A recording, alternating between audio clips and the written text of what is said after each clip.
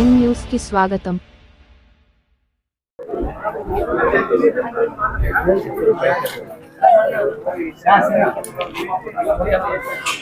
ఈరోజు నా జన్మదినం సందర్భంగా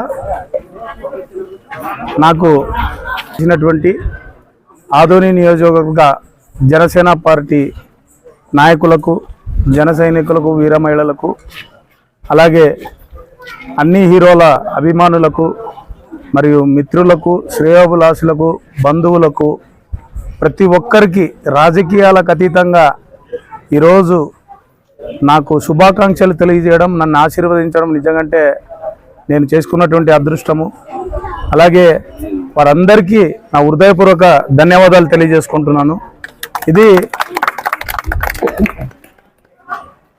బాధ్యతతో కూడినటువంటి జన్మదినంగా నేను భావిస్తున్నాను. ఎందుకంటే కూటమి ప్రభుత్వం అధికారంలోకి వచ్చిన తర్వాత ఆదోని నియోజకవర్గానికి మేము ఏవేవైతే హామీలు ఇచ్చామో ఆ హామీలు నెరవేరుస్తారని ఈరోజు కూటమి పార్టీ అభ్యర్థి అయినటువంటి డాక్టర్ పార్థసారథి గారిని అత్యధిక మెజారిటీతో అటు బీజేపీ పార్టీ శ్రేణులు కావచ్చు, ఇటు తెలుగుదేశం పార్టీ శ్రేణులు కావచ్చు, జనసేన పార్టీ శ్రేణులు కావచ్చు, విస్తృతంగా ప్రచారం చేసిన తర్వాత ప్రజలు నమ్మి పార్థసారథి గారిని అత్యధిక మెజారిటీతో గెలిపించి ఇక్కడ ఒక సంచలనాన్ని సృష్టించారు. కాబట్టి ఇది మాకు బాధ్యతనిచ్చింది.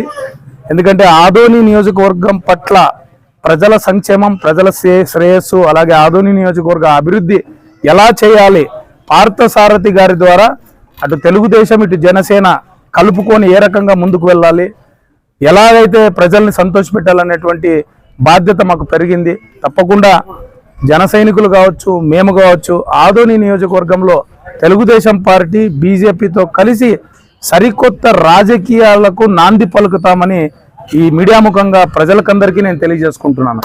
ఎందుకంటే ఈ రోజు వరకు రాజకీయాలంటే అధికారం వస్తూనే కక్ష సాధింపులు, దౌర్జన్యాలు, ప్రలోభాలు ఇటువంటివి ఏవీ లేకోకుండా ఒక స్నేహపూర్వకమైనటువంటి రాజకీయ వాతావరణాన్ని నెలకొల్పి యువత కూడా నెక్స్ట్ రాజకీయాలు చేయడానికి భయపడుతున్నటువంటి యువత కూడా రాజకీయాల్లో భాగస్వాములు అయ్యే విధంగా మేము ప్రయత్నిస్తామని ప్రతి ఒక్కరికి తెలియజేసుకుంటున్నాము.